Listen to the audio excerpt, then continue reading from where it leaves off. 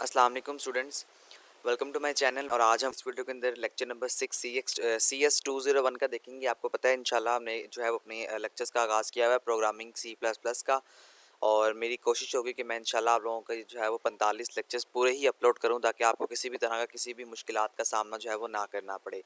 Video start करने से पहले आप तमाम तो लोगों से रिक्वेस्ट है कि वीडियो को कंप्लीट वॉच कीजिएगा, क्योंकि फिर आप लोग जो है फिर आपको बाद में समझ नहीं आती। और इसी वीडियो के अंदर मैं आपको तमाम तर इंपॉर्टेंट शॉर्ट, लॉन्ग और एमसीक्यूज जो आपके पेपर के पॉइंट ऑफ व्यू से बहुत ज़्यादा इंपॉर्टेंट हैं, वो पूछे जाते हैं। इंशाल्लाह मैं आपको साथ साथ हर चीज़ जो है वो क्लियर करवाता रहूँगा। अगर आप स्किप कर देंगे तो फिर आपको जो है किसी भी तरह की इन्फॉर्मेशन जो है वो नहीं मिलेगी। जो इंपॉर्टेंट हो सकता है कोई इन्फॉर्मेशन इंपॉर्टेंट आप स्किप कर जाएँ।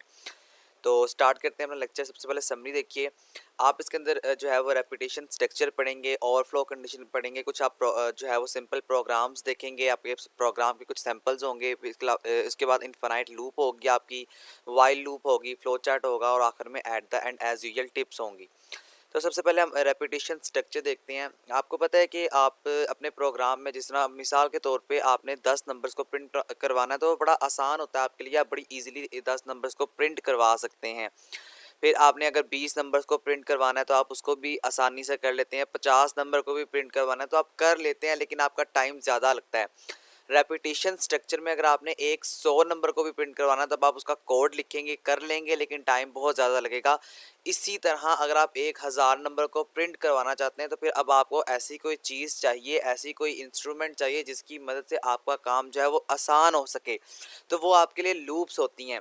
तो लूप्स का काम ये होता है कि आप 10 नंबर्स को प्रिंट करवाएं, 1000 नंबर को प्रिंट करवाएं। प्रिंट करवाने का मतलब होता है ये कि आपने फर्स्ट 100 इंटीजर्स का सम मालूम करना है। तो फर्स्ट 100 इंटीजर्स का सम मालूम करने के लिए आपको लूप्स चाहिए होती हैं। रेपिटेशन स्ट्रक्चर होता है आपका, जो आपको with in a seconds programming के अंदर C++ के अंदर आपका जो जितना भी कोड होता है उसको आपको प्लस करके दे देती हैं। जिस तरह यहाँ पे इसने आपको जो है वो सारी इन्फॉर्मेशन यही बताई हुई है, इसको बस आपने पढ़ लेना है। जो एक्सप्लेनेशन है वो मैंने आपको यहाँ पर बता दी है। ये इसने आपको एग्जाम्पल दी हुई है फर्स्ट 10 नंबर्स की। देखें, सी आउट आपने याद रखना है, एक ऐसा प्रोग्राम होता है, एक ऐसा फंक्शन होता है डेव C++ के अंदर, जिसका बेसिक मतलब ये होता है कि आपके जो स्ट्रक्चर होता है उसको प्रिंट के ऊपर, स्क्रीन के ऊपर लेकर आता है। आप अपनी स्क्रीन के ऊपर प्रिंट करवाना चाहते हैं माई नेम इज़ या I have studied the course CS201, तो आप सी आउट की मदद से वट एवर यू वॉन्ट, आप कुछ भी प्रिंट करवाना चाहते हैं आप सी आउट की मदद से करवाते हैं। ये अब आपने बात याद रखनी है, ये इंपॉर्टेंट MCQs है आपका। तो ये इन्फॉर्मेशन इसने आपको दी हुई है, ये वो इजी इन्फॉर्मेशन है, यहीं तक बताया हुआ जहाँ तक मैंने आपको बता दिया। होप सो ये पॉइंट आपको यहाँ पर क्लियर हो गया होगा। तो वाइल लूप देखिए जी, इसका सिंटैक्स बड़ा इंपॉर्टेंट है, मैंने हाईलाइट किया है आप लोगों के लिए। वाइल एक ऐसी स्टेटमेंट होती है जो आपकी कंडीशनल स्टेटमेंट कहलाती है। इसका मतलब ये होता है कि वाइल का मतलब काम करना। जब तक आपकी कंडीशन स्टेटमेंट जो है वो सही रहती है तब तक आपकी लूप्स प्रिंट होती चली जाती हैं। तो इसी इसका सिंटैक्स देख लिए, जो मैंने यहाँ पे दोबारा हाईलाइट कर दिया। वाइल आप लिखते हैं और याद रखना आपने सेमी कोलन नहीं होता है इसके आगे। उसके बाद आप अपनी पैरेंथेसिस लगाते हैं जिनको आप ब्रैकेट्स कहते हैं, और अपनी स्टेटमेंट्स को लिखना स्टार्ट कर देते हैं, और एट द एंड आप सेमी कोलन का इस्तेमाल भी करते चले जाते हैं। उसके आगे देखिए, आपको कुछ सम बता रहा है कि इंट आपका इंट सम है और सम इक्वल टू 0 है। ये आपको सिर्फ स्टेटमेंट्स बता रहा है। ये आपको एक जो है वो सिंपल प्रोग्राम पे लेके जाएगा। मैं आपको सिंपली जो है वो प्रोग्राम पे जो है वो रन करता हूँ या वहाँ पे लेके जाता हूँ, ताकि आप वहाँ पे इजीली इसको समझ सकें।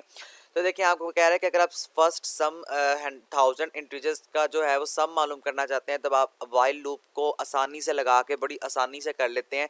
अगर इसी तरह आपने करना होता है 1 + 2 + 3 + 4, और ये आपने ऑनवर्ड 1000 तक जाना है, 999 तक जाना है, तो आपके लिए बहुत लंबा चौड़ा कोड था, फिर एरर्स आने के चांसेस बहुत ज़्यादा थे। तो वाइल लूप बहुत ईजी लूप है जिसने आपका काम बड़ा आसान कर दिया है, तो ये बड़ी यूज़फुल रहती है। इससे आप अपने 10,000 जो इंटीजर्स हैं उनका सम भी मालूम कर सकते हैं, 12,000 जो इंटीजर्स हैं उनका सम भी आप जो है वो मालूम कर सकते हैं।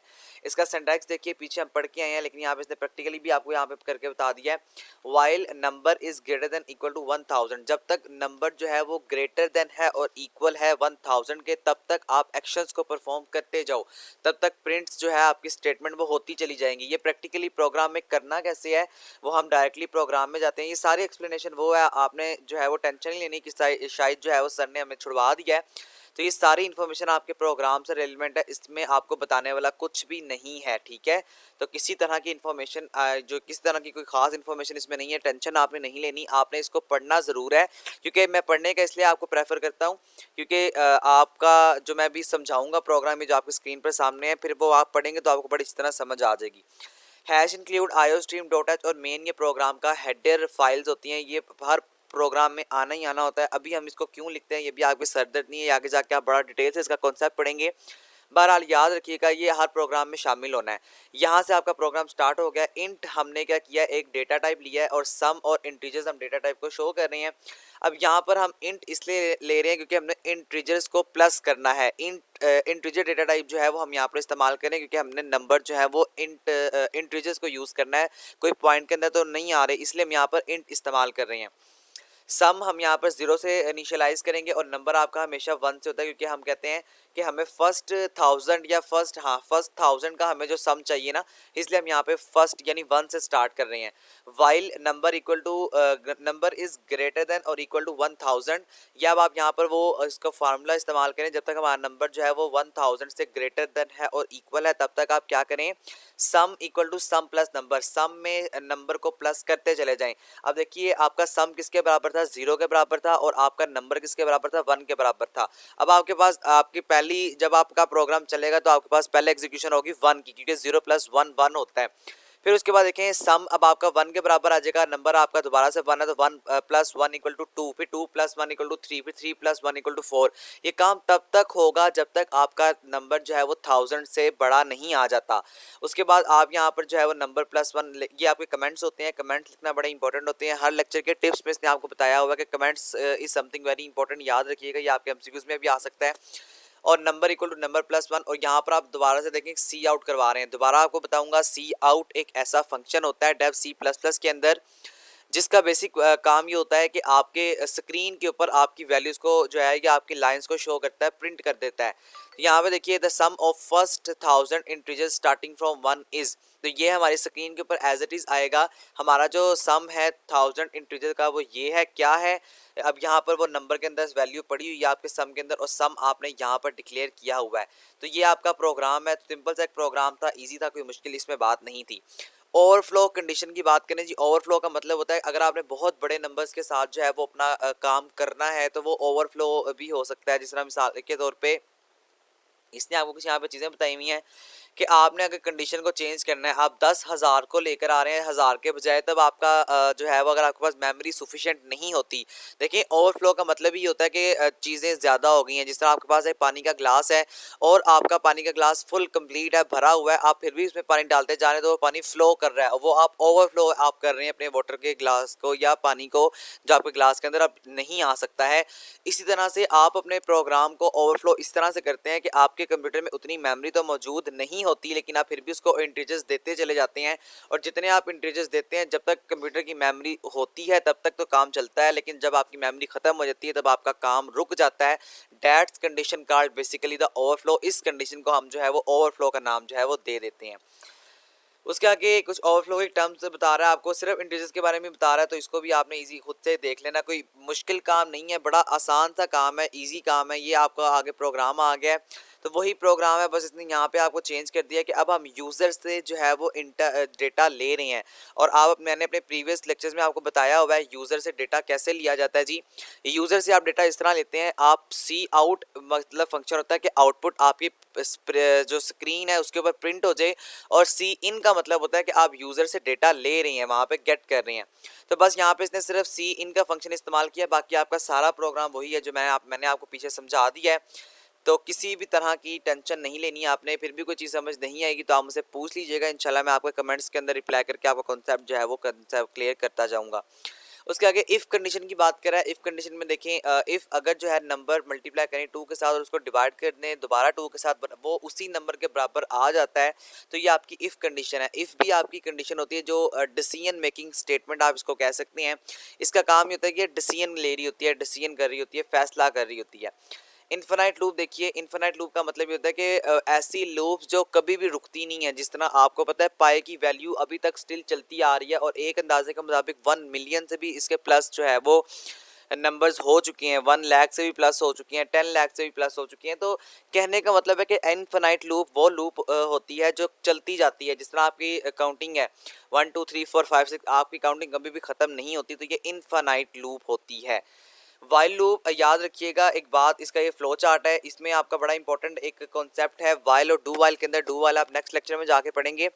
वाइल लूप हमेशा अगर आप स्टेटमेंट फॉल्स प्रोवाइड करें ना, जिस तरह आप प्रोवाइड करते हैं 2 + 2 = 5, मिसाल के तौर पे आपने गलती से 4 के बजाय 5 लिख दिया है, अब आपका डेटा यहाँ पर नहीं चलता, क्योंकि यहाँ पर आपने वाइल लूप जो है वो लगाई हुई है। और वाइल लूप अगर तो आपकी लूप ठीक होगी, कंपाइलर चेक करेगा जनाब आपने स्टेटमेंट्स ठीक दी हुई हैं, फिर काम करता है, अदरवाइज आपका लूप काम नहीं करता है।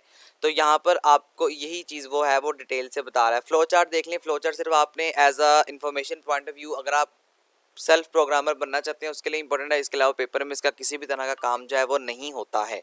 तो ये अभी जो मैंने आपको प्रोग्राम समझाया है उसी का सिर्फ फ्लो चार्ट है, तो ईजी सा है, कोई मुश्किल बात नहीं है, बस आपने इसको देख लेना है, ये पेपर में नहीं आता होता। तो उसके आगे देखिए, आगे आपका फिक्टोरियल का एक फ्लो चार्ट आएगा, हम वो देखेंगे। और ये देखें, ये आगे आपके सामने जी फिक्टोरियल होता क्या है, ये आप मैथ्स के अंदर पढ़ेंगे। आप अगर 301 पढ़ रही हैं तो देखिए यहाँ पर फिक्टोरियल का मतलब होता है, जिस तरह आप 3 फैक्टोरियल लिखें तो 3.2.1 ये आपका फिक्टोरियल होता है। अब हम एक ऐसा प्रोग्राम बनाएंगे जो फिक्टोरियल को मालूम करेगा यूजिंग वाइल लूप। तो यहाँ पर देखें, हम हैशटैग इंक्लूड iostream.h और मेन एज इट इज़ लिखते हैं, और उसके बाद हम फंक्शन अपना स्टार्ट करते हैं दोबारा से इंट टाइप का। हमने चूँकि आपको पता है फिक्टोरियल भी आपका इंट टाइप का ही होता है, इंटीजर टाइप का ही होता है, इसलिए हम यहाँ पर जो है वो इंट टाइप की डेटा टाइप डिक्लेयर कर रहे हैं।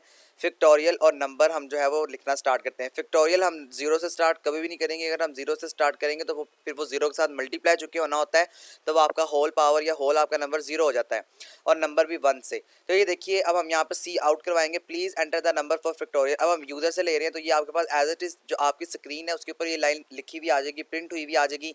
सी इन एक ऐसा फंक्शन होता है जो यूज़र से वैल्यू लेने के लिए काम आता है। ये इसका काम ये होता है कि आपसे वैल्यू अगर लेनी है ना, जिस तरह व्हाट्सएप आप इस्तेमाल करते हैं तो वहाँ पर लिखा हुआ था एंटर योर नंबर, तो आप अगर एंटर करते हैं तो वो सी इन का फंक्शन होता है। नंबर वो नंबर जो यूज़र एंटर करेगा। वाइल लूप आप लगाएंगे, नंबर जब तक 1 से बड़ा है तब तक आप फिक्टोरियल को चलाते रहें। अब यूज़र की मर्जी है, यूज़र कुछ भी डेटा एंटर कर सकता है। नीचे इसने आउटपुट भी दिखाया होगा, मैं आपको वहाँ से जाके भी दिखाता हूँ। Factorial equal to factorial multiplied by number, number equal to number -1, और सी आउट आप करते हैं द फिक्टोरियल इज़, और ये आपके पास सी आउट हो जाता है, और एट द एंड आपका जो होगा वो प्रोग्राम ख़त्म हो जाएगा। कुछ टिप्स यहाँ पे आपको इसने दी हुई हैं, तो ये देख लें। आपका टिप्स से डेटा थोड़ा सा ज़्यादा इंपॉर्टेंट होता है, आपका डेटा टिप्स से ज़्यादा आता होता है। देखिए, always use a self explanatory variable names, हमेशा वो वेरिएबल नेम्स को इस्तेमाल करें जो सेल्फ एक्सप्लेनेटरी हो। मिसाल के तौर पे आप वो नंबर्स को इस्तेमाल नहीं कर सकते या वो वर्ड को इस्तेमाल नहीं कर सकते जो डेव C++ ने ऑलरेडी डिफ़ाइन किया हुआ है। जिस तरह से आप जो है वो लगाएं उसका जो वाइल लूप है, आप कभी भी इंट वाइल नहीं लिख सकते। इंट वाइल लिखेंगे तो आपका लॉजिकल एरर आ जाएगा, कंपाइलर को पता नहीं लगेगा कि मैंने यहाँ पर वाइल स्टेटमेंट इस्तेमाल करनी है, ये वाइल कोई वेरिएबल है। इसके अलावा practice a lot, practice makes a man perfect, practice करें जी अपने प्रोग्राम की, जो पूरा आपको प्रोग्राम दिए हैं एज इट इज़ को डेव C++ के अंदर लिखिए। वाइल लूप में एग्जीक्यूट 0 और मोर टाइम, वाइल लूप जो है वो एग्जीक्यूट होती है 0 टाइम या इससे ज़्यादा दफ़ा। याद रखिएगा, ये आगे जाके मेन डिफरेंस आएगा आपका, इसलिए मैं बहुत ज़्यादा यहाँ पर आपको जोर दे रहा हूँ। वाइल लूप एग्जीक्यूट 0 टाइम्स होती है। अगर आपकी स्टेटमेंट गलत है, फॉर सपोज 2 + 2 = 5, या आपकी स्टेटमेंट गलत है तो आपकी स्टेटमेंट नहीं चलेगी, वाइल लूप 0 टाइम्स एग्जीक्यूट होगी। मेक श्योर है जी लूप जो टेस्ट कंडीशन है वो एक्सेप्टेबल एग्जिट, आप ये भी आपने ख्याल रखना है कि हमारा प्रोग्राम चलना बंद हो गया है। इनफाइनाइट का कोई कंसेप्ट ना आ जाए, और इनफाइनाइट का मतलब होता है आपका जो लूप्स है या आपका जो प्रोग्राम है वो चलता जा रहा है, चलता जा रहा है, चलता जा रहा है। तो ये कुछ टिप्स हैं, इसको याद रखिएगा। होप सो आपका लेक्चर अच्छा लगा होगा। Thank you so much. Video अच्छी लगने पर लाइक और दोस्तों के साथ शेयर जरूर किया करें, और चैनल पर न्यू है तो उसको सब्सक्राइब भी कर लिया करें। Thank you so much. अल्लाह हाफिज़।